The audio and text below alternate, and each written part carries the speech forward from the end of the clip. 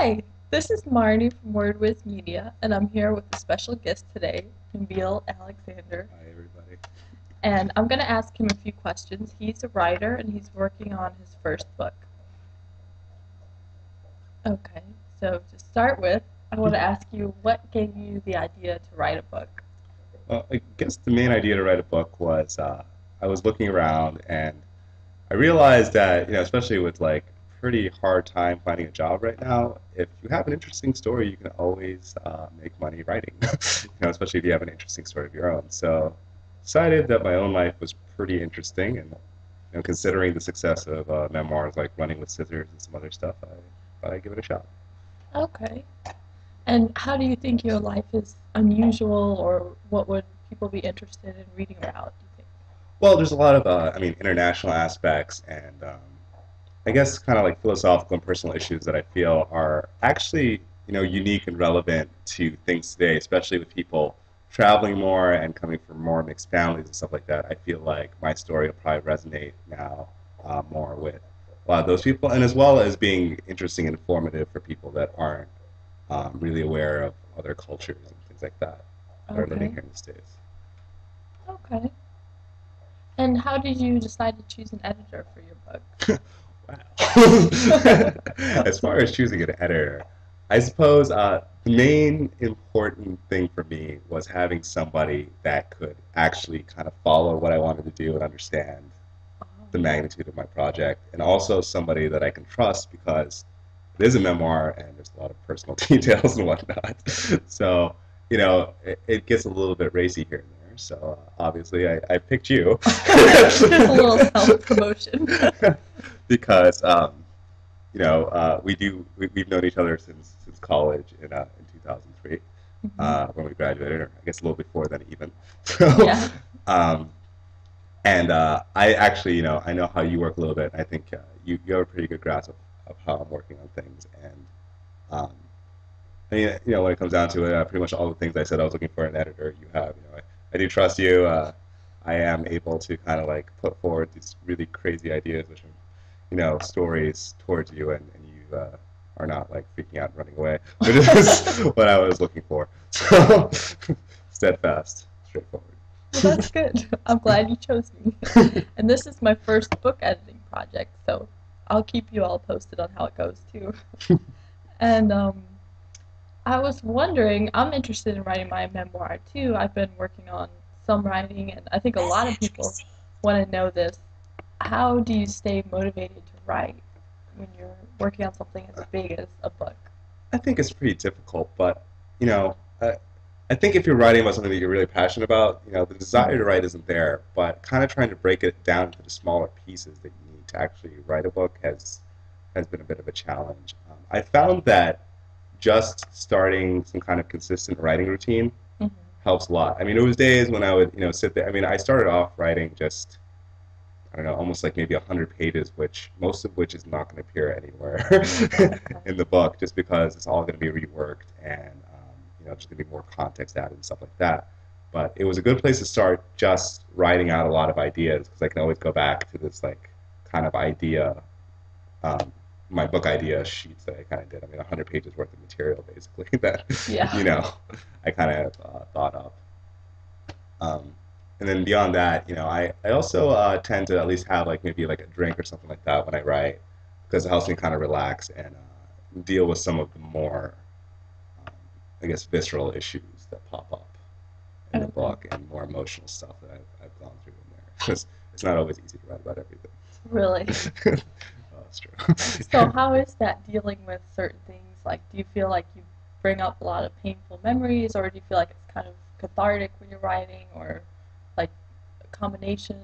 It's kind of a combination. I mean, I guess, to some degree, it is somewhat painful bringing it up and then putting it on paper, but it's kind of cathartic knowing, I guess, to some degree, that you're going to be reading it and giving me some kind of response to it, because I guess in the fact that I'm sharing it with someone else, it's no longer like a burden on myself, Yeah. especially in terms of the stuff that I've not really shared with a lot of people, or I guess in some cases, even my parents. So there will be some surprises. And as far as that goes, are you worried about your parents' response, or Do you worry about people in your book getting mad at you? I do, but at the end of the day, I think if it's really important to you, and I feel like the story is also important and it should be told. Um, I've generally gotten more support than anything from most of the people I've talked to. But I mean, I've also gotten certain concerns from people, that I've been worried about, that I would say too much about certain things, or get somebody in trouble for, putting too much information on the table. So, to that regard, I realize that, I mean, if I'm going to say anything, and this story just needs to basically center around me in some regard, and if there's any embarrassment, I should bear the brunt of it. So, any secrets and confidences that I kind of developed throughout the years, I'm still keeping, but I'm kind of revealing my own secrets in a way. So it's kind of a bit of a balance, and I'm hoping that over time I'll kind of like figure out what that fine line is. But in Okay. general, it's not easy. Yeah. So that's why I need your help. Thank you.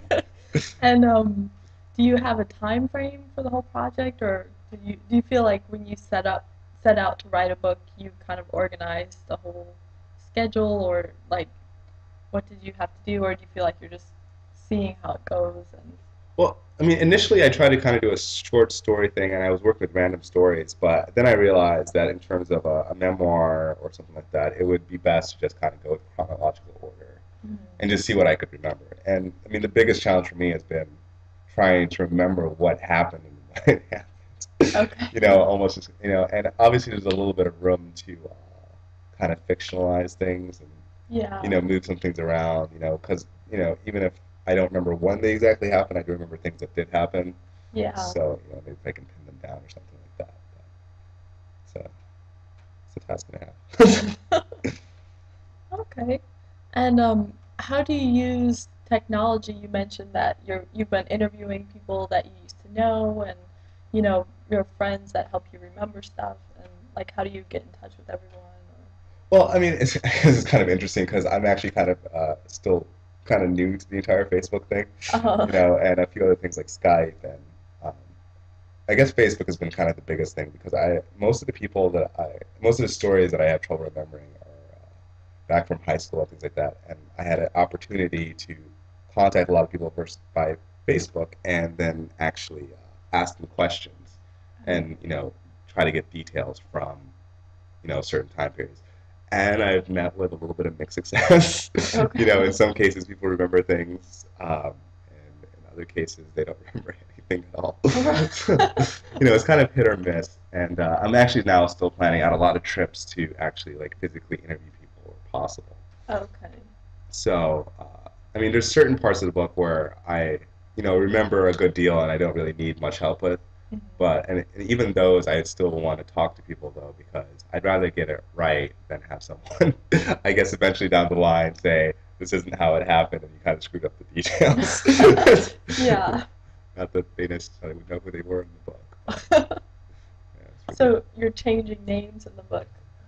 I am. I'm working on changing names, not places, because I do want to keep the realistic feel of the places I was in and all the things that happened. And I don't think the context of that will really stick if I change the places around so that they're not identifiable. Okay. But as far as people, I do want to protect people because the stories that I'm telling, also take place in other countries and things like that.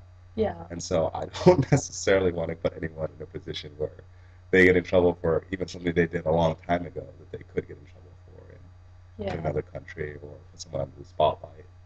So Okay. if that's going to happen to anyone, I guess it should be me. But I don't live there anymore, so I don't have to worry about it. Okay. And do you have anything else you want to say about your book, or? Buy it. It's going to be really good. Okay. And when should people look for it? Well, with any luck, hopefully we'll be done with it by sometime this summer, and then I think we'll probably go into the final publication process. So I'm hoping that the book will be ready to go by either late summer or early fall. Okay. And we'll go from there. All right. Great.